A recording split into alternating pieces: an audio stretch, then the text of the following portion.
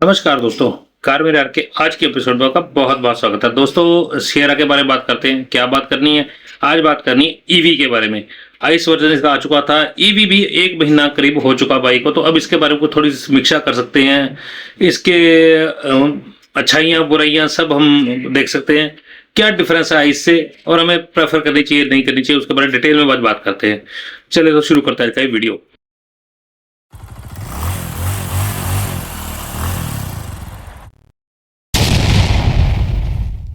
दोस्तों Sierra EV 3 battery pack के साथ आई है हमारे पास, और उसके अंदर सिर्फ एक ही वर्जन है, टॉप ट्रिम है, जो इसको QWD लिखते हैं, यानी कि क्वाड व्हील ड्राइव इनका बोलने का मतलब है, लेकिन है तो ऑल व्हील ड्राइव।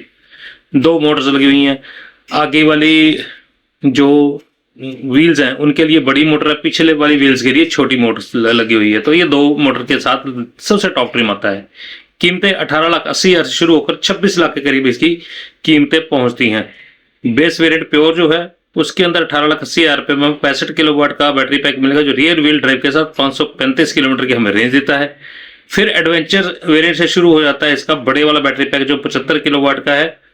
वो 22,19,000 से उसकी कीमतें शुरू होती हैं, जो 665 किलोमीटर की क्लेम्ड माइलेज कह रहे हैं कि देती है ये। फिर सबसे टॉप ट्रिम जो है एम्पावर्ड प्लस जो वेरिएंट है, उसमें रियर व्हील ड्राइव में ऑल व्हील ड्राइव के साथ ये गाड़ी 26 लाख के में पड़ती है। 75 किलोवाट का इसके अंदर बैटरी पैक है, लेकिन डबल मोटर के साथ रियर व्हील ड्राइव और फ्रंट व्हील ड्राइव दोनों मिल जाएंगी।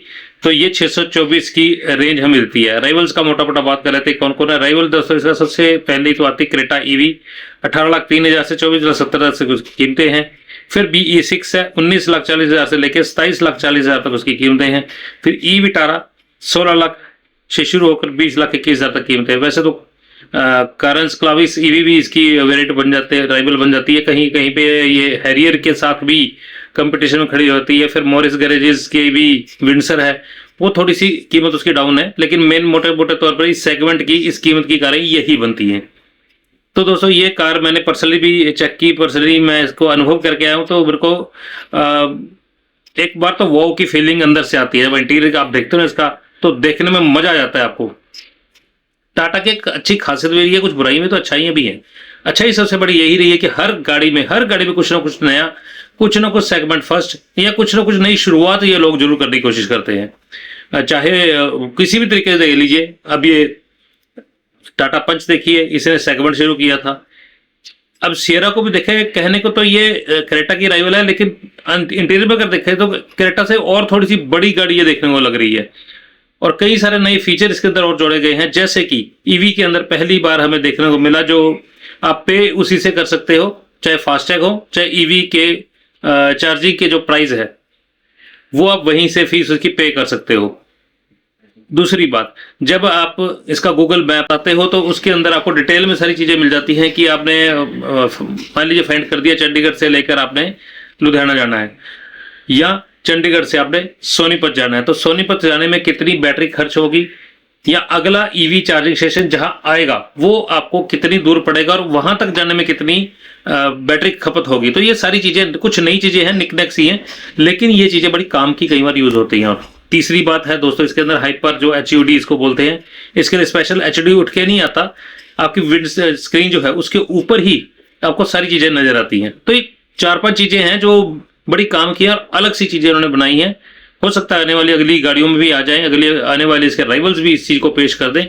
तो मेरे को ये चीज थोड़ी खासियत लगी, इसलिए अलग से मेंशन कर दिया। अब शुरू करते हैं इसके खासियतें या प्रोज क्या है इसके। सबसे पहला तो पता ही है सबको, स्टैंड आउट इसका डिजाइन। मेरे को सबसे पर्टिकुलर बहुत अच्छी चीज के अंदर ये लगी, जैसे कि टियागो के साथ इन्होंने किया कि सारा ही कलर भर दिया आउटडोर में, एक्सटीरियर के, और भी कई सारी गाड़ियां हैं। कारंस देख लीजिए, क्लाविस, सारा ही कर दिया। कहीं से ब्लैक कलर की क्लैडिंग वगैरह नहीं नजर आती, तो कईयों को पसंद आता, कई बार नहीं आता। मेरे को विंडसर पर्टिकुलर डिजाइन नहीं पसंद आया, तो ये कोई मैं उसकी बुराई नहीं कर रहा, अपना पर्सनल ओपिनियन है, लेकिन मेरे को उसका ऐसा डिजाइन नहीं पसंद आता कि बिल्कुल ही ब्लैक सारा एक ही कलर कर दीजिए और छोटे छोटे इसके अंदर लाइटें डाल दी।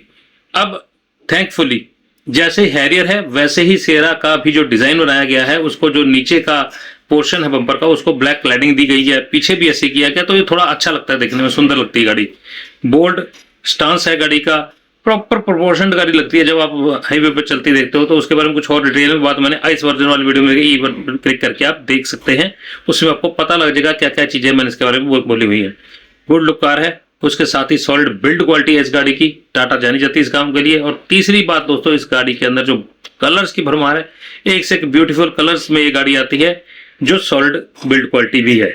फिर 206 bhp की रियर व्हील ड्राइव की मोटर है और 138 bhp की फ्रंट व्हील ड्राइव की मोटर है। जो जिनको होता है ना शौक के एक्सेलेटर पैर रखो और भागे गाड़ी, ये वाकई भागती है।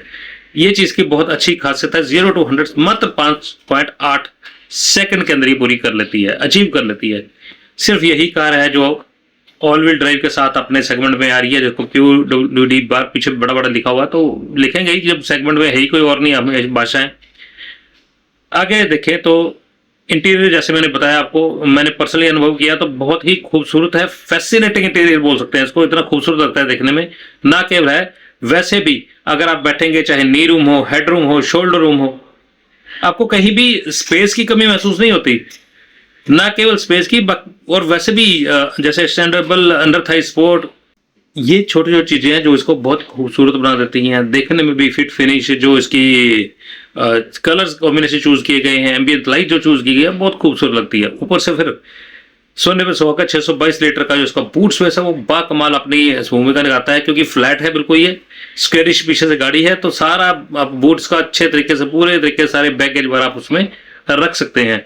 सस्पेंशन की बात की जाए तो अल्ट्रा ग्लाइड सस्पेंशन इसके अंदर सभी वेरिएंट्स के अंदर दिया गया है, जो कि खराब रास्ते हो, गांव देहात हो, हाईवे हो, घाट हो, कहीं मर्जी गाड़ी को ले जाइए, आपको कहीं भी निराश नहीं करेगी। तो सस्पेंशन बा कमाल इस गाड़ी का दिया गया है, अपने हिसाब से ट्यून कर लेता है। जैसे आप हाईवे के ऊपर जा रहे हैं तो सस्पेंशन थोड़ा अपने आप को स्टिफ कर लेगा, अगर आप घाट के ऊपर जा रहे हो तो ये अपने आप को उस हिसाब से EBS को सेटिंग कर लेगा, EBD को सस्पेंस के सेट कर लेगा, ताकि आपको अंदर झटके महसूस। बाकी रही बात इसकी पावर की, तो उसके साथ के ड्राइव और टैरन मोड्स है, जो वो बस पलक झपकते ही बटन दबाते ही अपने ही सारे काम करने शुरू कर देते हैं, जो कि काफी रिस्पॉन्सिव और काफी अच्छा लगता है, बहुत अच्छा अनुभव आता है इसको चलाने में भी।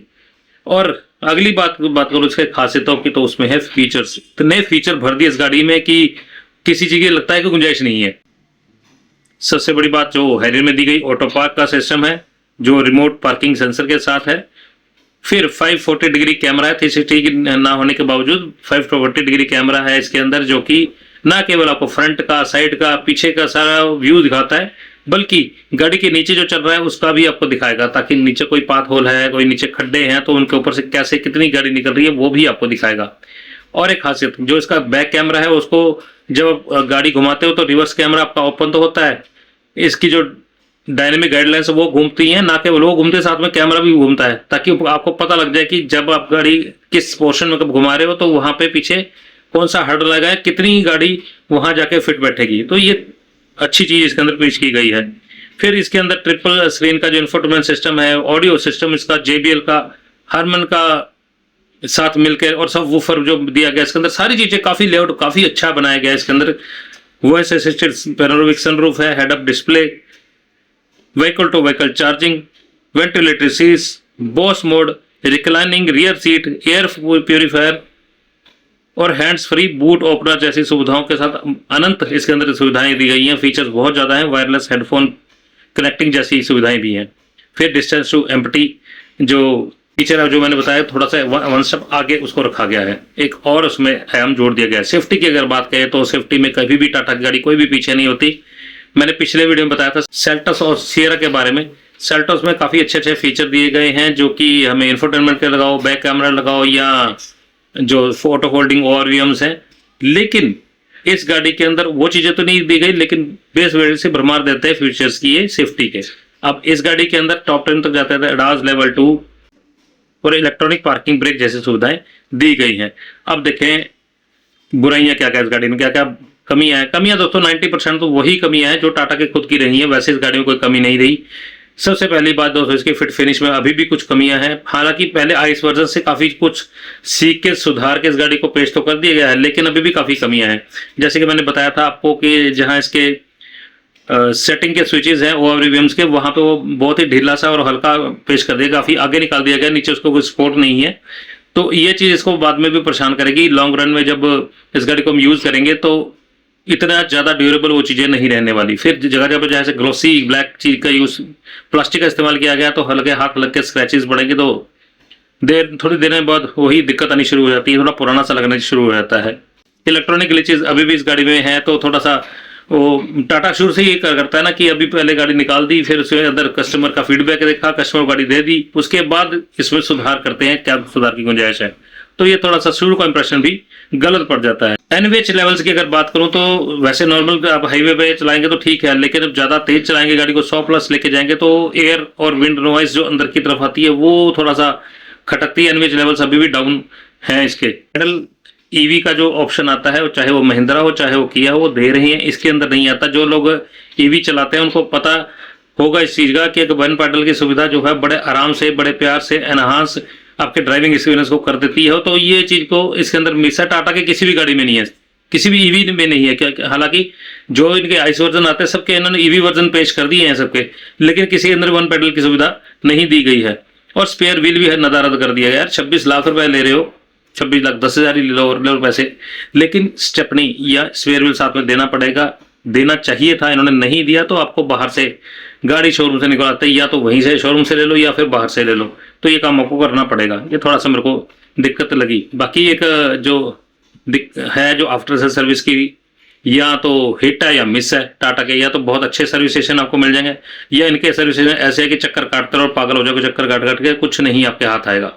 या परसों या बरसों, ये हाल टाटा के साथ काफ़ी देर से चल रहा है। शुरुआत सुधार कर रहे हैं लेकिन इतना भी हुआ नहीं है सुधार। और लास्ट में दोस्तों मैं बात करूंगा, ये अकेली इसकी बात नहीं कर रहा, सभी ईवी गाड़ियों के साथ जो अभी भी प्रॉब्लम्स हैं, लिमिटेशंस है जो ईवी प्रो गाड़ियों की, तो वो इसके साथ भी हैं। हालांकि इसके अंदर रेंज क्लेम्ड काफ़ी लंबी दी गई है, टेंशन फ्री रखने की कोशिश जरूर की गई है कस्टमर को, लेकिन ईवी फिर भी ईवी है। चार्जिंग की काफ़ी स्पीड बढ़ा दी गई है, बैटरी की रेंज बड़ी कर दी गई है, लेकिन आप अभी भी पेट्रोल या डीजल में जैसे गाड़ी को एकदम भरा और चल दिए, वो काम अभी भी नहीं है। हालांकि ये क्लेम जरूर कर रहे हैं कि कॉफ़ी पीते पीते आप जितने रुकोगे, जितने में कॉफ़ी पियोगे, इतने में आपके 250-300 किलोमीटर चलने जितनी गाड़ी चार्ज हो जाएगी, पर वो भी स्पेशलाइज्ड पावर के साथ, बड़े वाले चार्जिंग पोर्ट्स के साथ। तो बताइए दोस्तों ये वीडियो कैसा लगा। कमियां अगर आप इसकी इग्नोर कर सकते हैं तो गाड़ी कहीं कोई दिक्कत नहीं है, बहुत बढ़िया गाड़ी है, बहुत अच्छे इसके अंदर फीचर डाले गए हैं। फिट फिनिश में थोड़ी सी कमियां जरूर है, लेकिन अंदर की क्वालिटी, इंटीरियर आप देखोगे तो एक बार तो दिल लग जाएगा गाड़ी के अंदर ही, मैंने गाड़ी बाहर निकलना ही नहीं है। बताइए दोस्तों वीडियो कैसा लगा, वीडियो पसंद है तो लाइक जरूर कर दीजिएगा, दोस्तों मित्रों शेयर कीजिए, सीट बेल्ट लगाकर आराम से ध्यान से गाड़ी चलाएं, सेफ रहे हो तंदुरुस्त रहे। नेक्स्ट वीडियो तक जय हिंद दोस्तों।